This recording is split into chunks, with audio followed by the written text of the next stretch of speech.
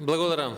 Професоре, почитувани колеги, драги пријатели, ценети присутни, почитувани представници на медиумите. Дозволете ми на почетокот да изразам благодарност до организаторот за поканата и за можноста да се обратам повторно пред овој ценет аудиториум. Иднината на Балканот е во Европската Унија и свесно го започнувам моето денешно обраќање со реченица од Солунската декларација која го одбележа самитот во Солун 2003 година. Пред точно 20 години се проектираше европската перспектива на земјите од регионот на Западен Балкан. И тогаш нашите партнери од Европската Унија ја изразија нивната недвосмислена поддршка на идна интеграција и полноправно членство на овие држави во Унијата. Целта на ова реченица и по 20 години е иста. Наша задача е да обезбедиме континуирани реформи, безбедност, стабилност, владењето на правото, демократија, а наша задача е европските вредности да ги пресликаме во нашите општества, со што ќе ги подобриме условите за живот, работа и напредок на нашите граѓани. На овој наш пат континуирано ја добивавме поддршката и помошта на Европската Унија за потребните реформи. Една од пораките од самитот во јуни 2003 беше воведување критериум за напредок заснован на индивидуални заслуги, што значи дека од тогаш до денеска напредокот на секоја земја од регионот кон Европската Унија зависи од нејзините сопствени достигнувања во исполнувањето на копенхашките критериуми. Од тогаш европската перспектива на регионот им помогна на земјите да постигнат севкупни политички и економски реформи со подобрени демократски процеси. Визната либерализација, значително подобрена регионална соработка потикнуваат поотворени општества, а меѓусебната поврзаност и меѓусебната зависност на регионот со Европската Унија особено се покажа повеќе од потребен во време на миграцијска криза, кога земјите од регионот се повеќе действуваа како партнери на глобалната сцена. Европскиот пат на регионот на Западен Балкан без сомнение е високо на агендата на секој од нас, бидејќи граѓаните тежнеа да живеат во земји што се просперитетни и еднакви, каде владењето на правото е силно, а корупцијата е на најмало можно ниво. Токму владењето на правото е еден од клучните сегменти кои гарантираат интеграција во Европската Унија и во таа насока Министерството за внатрешни работи изминативе 20 години спроведе низа на реформски процеси, поддржани од нашите партнери во Европската Унија. Заеднички работиме кон постигнување на зацртаните цели во областа на владењето на правото преку зајакната борба против организираниот криминал и корупција. Свесни дека за крупни реформи кои нашата земја придвижуваат напред, потребен е ангажман на сите. Токму на овој начин секој од чинителите во процесот реформата ја чувствува како своја и со сите сили настојува да ја реализира. Патот кој го поминавме не беше нималку лесен. Отпочнавме една од најкрупните реформи, а тоа е реформа на безбедносните и разузнавачките служби.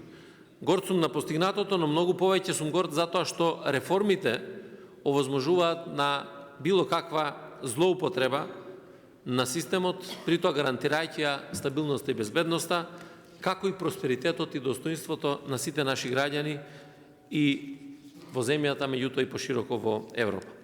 Успешно се справивме со предизвикот кој го наметна и масивниот прилив на мигранти. Би сакал да нагласам дека од денешна перспектива акцентот го ставам на спроведување на енергични акции за сузбивање на тие мрежи на криминалци кои се дел од криумчарењето на мигранти. Присутни сме во регионот и во Европа сите чинители обединението за заедничка цел елиминирање на криминалот поврзан со криумчарењето на луѓе. Ова појава сериозно наметнува безбедносни ризици, како за Западен Балкан, така и за целиот европски континент. И отаму многу голем дел од влоговите во усовршувањето на човечките и материјални капацитети на министерствата беа насочени кон справувањето со овој вид на организиран криминал. Многу внимание посветивме и на обезбедување на границите, па во овој контекст неизбежно е да го спомнам и договорот со Фронтекс, кој е во сила веќе 8 месеци на реализација. Договорот со Фронтекс овозможува конкретна поддршка на терен за зачување на безбедноста на границите. Европската Унија на овој договор гледа и како конкретен чекор во зачувување на безбедноста на Унијата, бидејќи заштитата на македонските граници од мигрантски текови, нелегалната миграција и прекограничниот криминал значи и заштитата на границите на Европската Унија. Не запираат активностите и во делот на обезбедување и гарантирање на сите сегменти од аспект на владењето на правото. Високо на нашата агенда е елиминирањето на хибридните закани, тероризмот, борбата против организираниот криминал и корупцијата. Сите овие области се покриени со стратешки документи кои содржат мерки и активности за зајакнување и унапредување на механизмите за нивно сузбивање. Проектираните мерки се реализираат од страна на сите надлежни институции, а на овој начин се вложува и во унапредување на меѓуинституционалната соработка. Ние во Министерство за внатрешни работи, како носители на поглавието 24, правда, слобода и безбедност, на дневна основа се стремиме во вистинска смисла на зборот да ги имплементираме европските вредности преку конкретна реализација во борба со криминалот, а и преку активно учество во креирање на стратешки политики.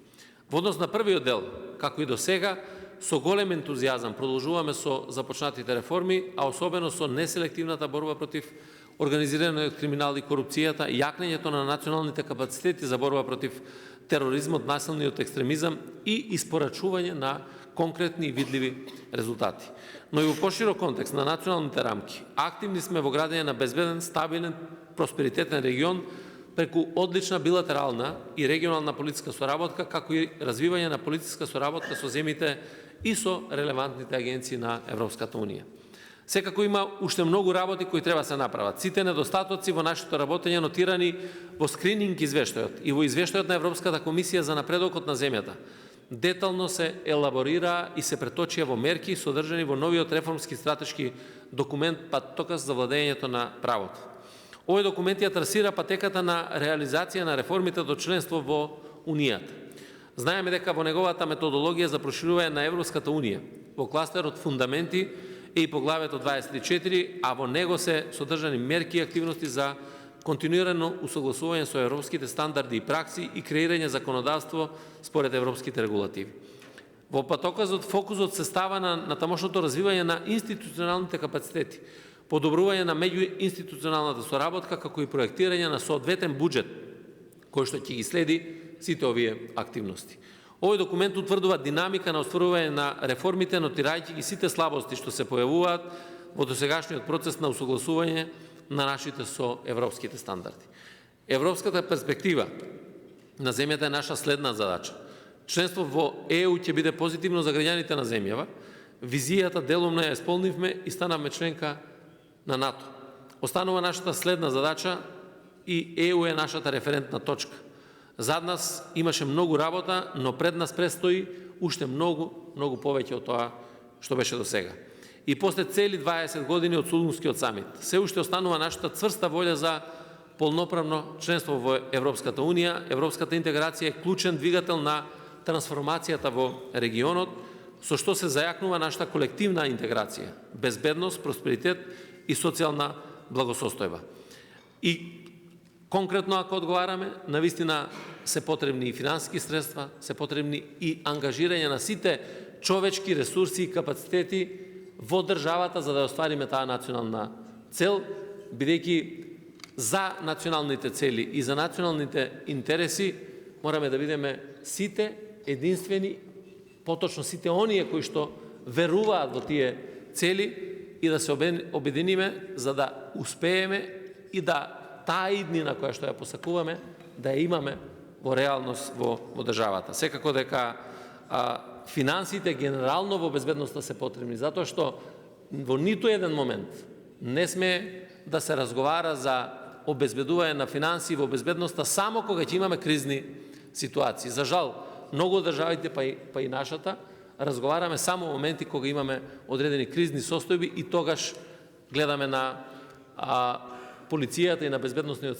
систем малку поинаку од тоа што практично е во редовното работење. Меѓутоа, како и да е, очекувам дека сето она што е можност за финансирање од страна на Европската Унија и сите финансиски капацитети и на институцијата и на државата мора да бидат ставени во функција се со цел да ги исполниме сите оние забелешки кои што ги имаме до сега и да ги исполниме критериумите практично европските вредности да живеат низ институциите на државата. Тоа е нешто што го очекуваат граѓаните и јас сметам дека тој процес на преговори не смее да биде имагинација во главата на граѓаните, туку треба да биде конкретен чекор кој ќе се препознава во институциите на системот. Ви благодарам.